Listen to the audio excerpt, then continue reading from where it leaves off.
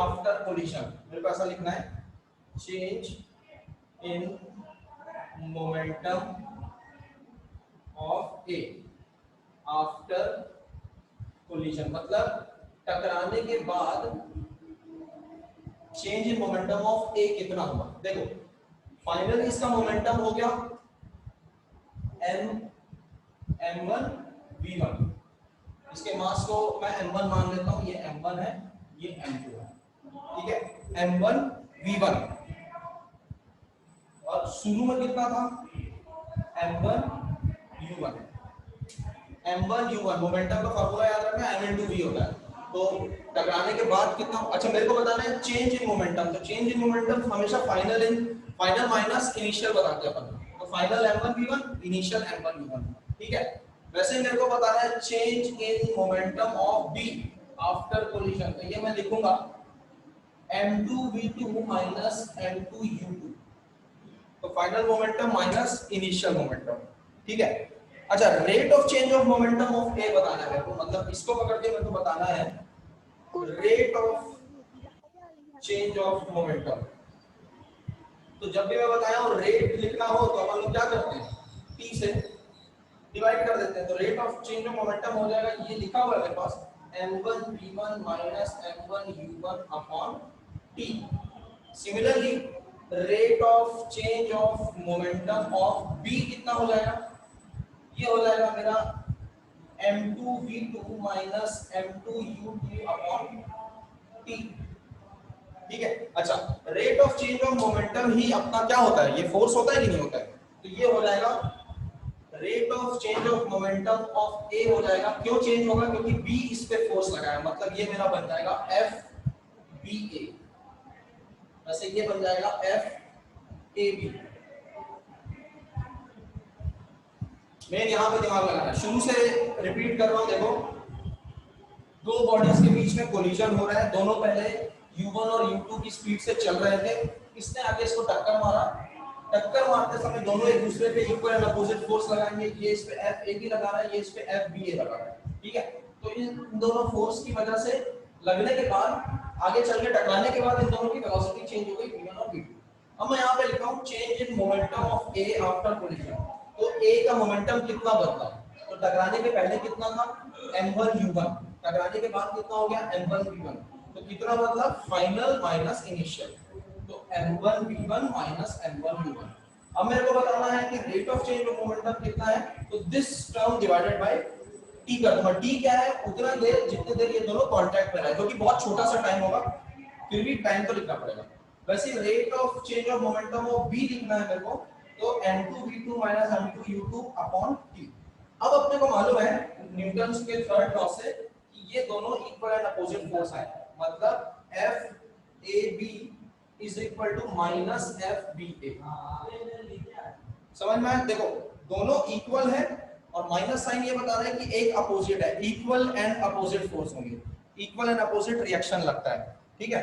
तो ये दोनों को अपन इक्वेट कर देते हैं, मतलब ये वाला इक्वेशन 1 और इक्वेशन 2, इसके हिसाब से देखो दोनों का RHS सेम दिख रहा है, सिर्फ एक में मेरे को माइनस साइन लगा देना है, तो किसी एक में भी माइनस साइन इस लगा देता हूं, यहां पे माइनस साइन लगाता हूं, तो ये वाला इधर आ जाएगा, वो उधर चला जाएगा, तो ये कैसा बन जाएगा m2 v2 minus m2 u2 is equal to, वो डिवाइडेड बाय t को काट दिया हो ना, पहले काट दे रहा हूं, जगह कम है तो मैं पहले ही काट दे रहा हूं, ये हो जाएगा m1 u1 minus m1 v1।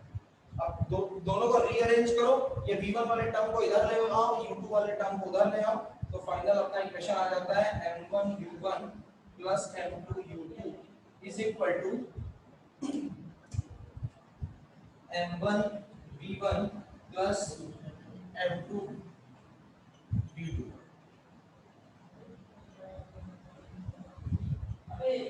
This is principle of conservation of momentum. देखोगे तो न्यूमेरिकल किस किस पे बन सकता है, मोमेंटम बनेगा, मतलब p इक्वल टू mv वाला इक्वेशन है अपने पास।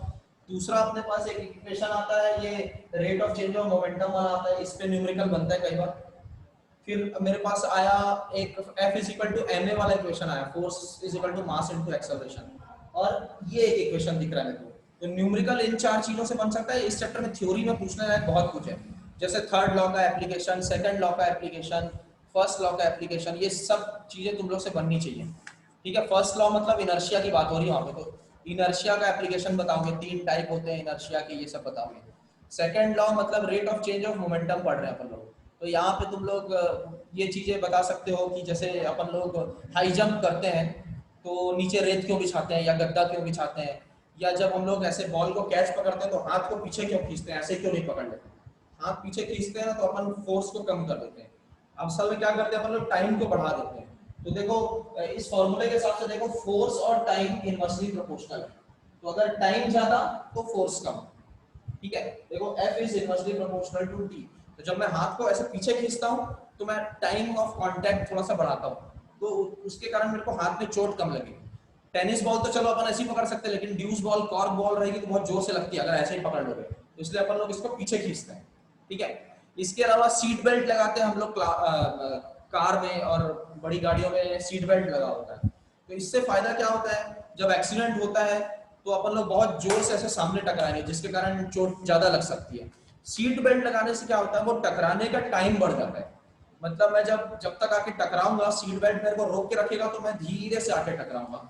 तो क्योंकि टाइम ऑफ कांटेक्ट मैंने बढ़ा दिया, तो फिर से देखो F is inversely proportional to T, तो वो T बढ़ा दिया तो F कम हो जाएगा, F कम होगा तो मेरे को चोट कम लगेगी। तो सीट बेल्ट बेसिकली अपने को उस तरीके से बचाता है। सीट बेल्ट हो गया, या वो जो क्या बोलते हैं उसको, बैलून लगा रहता है जो, एयर बैग।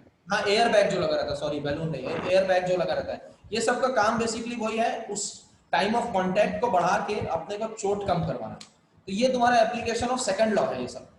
ठीक है, एफ इज ये वाला formula, rate of change of momentum is proportional to force, ये सेकंड लॉ होगा।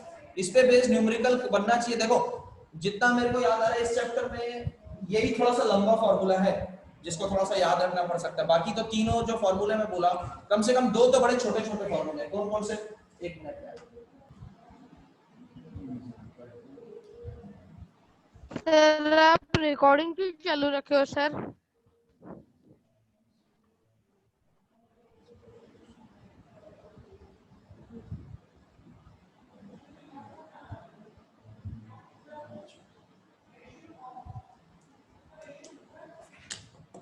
देखो यही 4 फॉर्मूले हैं, P is equal to mv।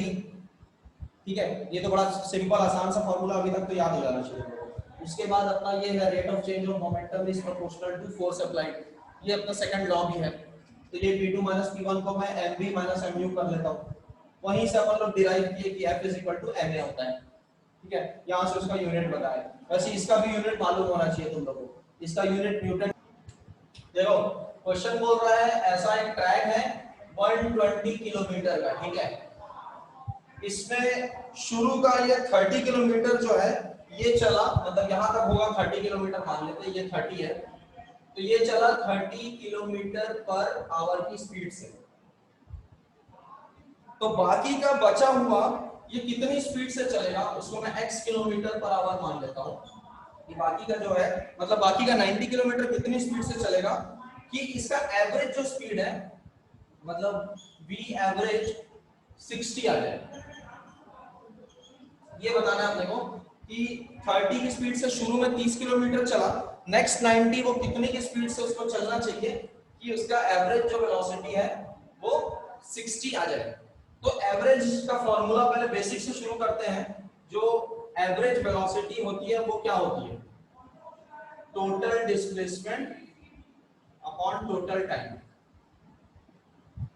ठीक है, और यहाँ पे वेलोसिटी नहीं बोला है, यहाँ पे स्पीड बोला है, तो इसको total distance upon total time पढ़ सकते हो तुम लोग। ठीक है, अच्छा अब देखो डिस्टेंस मालूम है क्या मेरे को, शुरू में 30 किलोमीटर चला, बाद में 90 चला, तो मेरे को टोटल डिस्टेंस में 30 प्लस 90 पता चल गया। टाइम पता है क्या, टाइम गिवन है क्या, टाइम गिवन नहीं है। तो टाइम गिवन नहीं है तो टाइम में कैसे निकालूंगा, मेरे को time speed is equal to distance upon time होता है कि नहीं। तो यहां से टाइम कितना हुआ, डिस्टेंस अपॉन स्पीड हुआ कि नहीं। डिस्टेंस देखो यहां कितना दिया 30,